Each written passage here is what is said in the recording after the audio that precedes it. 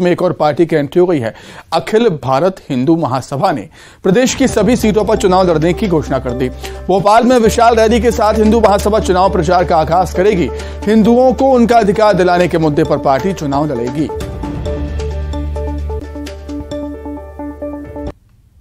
विषय है मंदिर मुक्ति आंदोलन।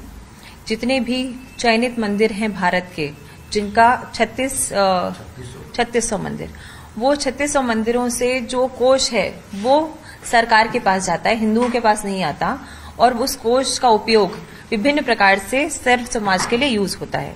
दूसरी बात ये कि जितनी भी सब्सिडीज, जितनी भी वजीफे, जितनी भी स्कॉलरशिप्स योजनाएं चल रही है, वो हिंदू जो टैक्स पेयर है उसके पैसे से, जो अल्पसंख्यक है या विशेष जो समाज के लोग हैं उनके लिए चल रही है, अपितु उनके द्वारा यहाँ पे आप देखेंगे, अगर टैक्स पेयर्स का आप डेटा निकालेंगे तो मैक्सिमम ऑफ टैक्स पेयर्स आप देखेंगे जो है वो हिंदू वोट्स है। सो मैं चाहती हूँ कि इक्वालिटी लाए सरकार। तो अखिल भारतीय हिंदू महासभा ने मध्य प्रदेश की सभी सीटों पर चुनाव लड़ने का ऐलान कर दिया। भोपाल में विशाल रैली के साथ हिंदू महासभा चुनाव प्रचार का आगाज करने वाली है और इनका मकसद है हिंदुओं को उनका अधिकार दिलाने का। इसी पर अधिक चर्चा करने के लिए सीधे भोपाल का रुख कर लेते हैं। सहयोगी वासु चौरे हमारे साथ जुड़ गए हैं। वासु, मध्य प्रदेश में हालांकि मुख्य मुकाबला बीजेपी कांग्रेस के बीच है, लेकिन जब किसी नई पार्टी की एंट्री होती है तो कहीं ना कहीं कंपटीशन तो बढ़ ही जाता है।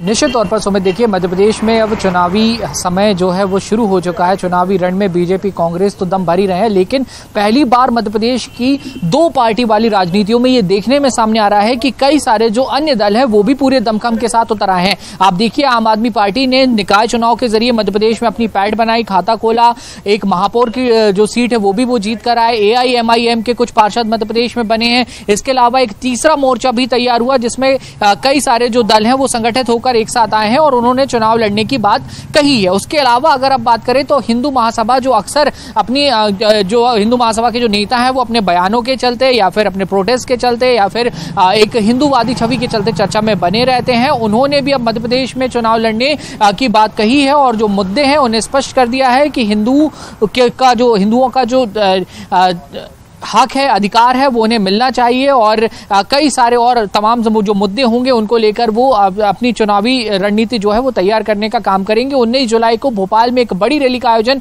किया जाएगा जिसमें महासभा के तमाम जो बड़े नेता हैं वो एकजुट नजर आएंगे, एकत्रित होंगे और इसी के साथ मध्य प्रदेश में चुनावी अभियान का वो आगाज करने जा रहे हैं। लिहाजा देखना होगा कि इन तमाम दलों के चलते और इनके मध्य प्रदेश में कितना इन्फ्लुएंस होता है वो देखने वाली जरूर बात होगी। लेकिन बीजेपी और कांग्रेस के लिए कहीं ना कहीं जो टेंशन वो थोड़ी सी बढ़ती हुई नजर आ रही है, क्योंकि भले ही ये बहुत बड़ा एक इफेक्ट होगा या नहीं होगा वो चुनाव के बाद सुमित पता चलेगा, लेकिन बीजेपी कांग्रेस को ये डर जरूर होगा कि वो वोट काटेंगे, वोट डाइवर्ट करने का काम कर सकते हैं। ये अंदर खाने बीजेपी और कांग्रेस दोनों ही दलों के लिए एक चिंता वाली बात बन चुकी है, क्योंकि अगर आप देखें तो एक फ्रंट पे जयस भी अब ये कह रहा है कि हम अपनी दम पे चुनाव लड़ने जा रहे हैं, सभी सीटों पे हम अपने कैंडिडेट्स उतारेंगे। और बड़ी गौर करने वाली बात यह है कि आदिवासी इस समय चुनावी माहौल में काफी चर्चा में बने हुए हैं। मध्य प्रदेश की 47 सीटें जो आदिवासियों के लिए आरक्षित हैं और लगभग इतनी ही सीट पर आदिवासी चुनावों में बड़ा उलटफेर करने का दम रखते हैं। तो ऐसे में जयस की जो भूमिका है वो भी आप उसको नजरअंदाज नहीं कर सकते। और ऐसे ही जो तमाम दूसरे दल हैं,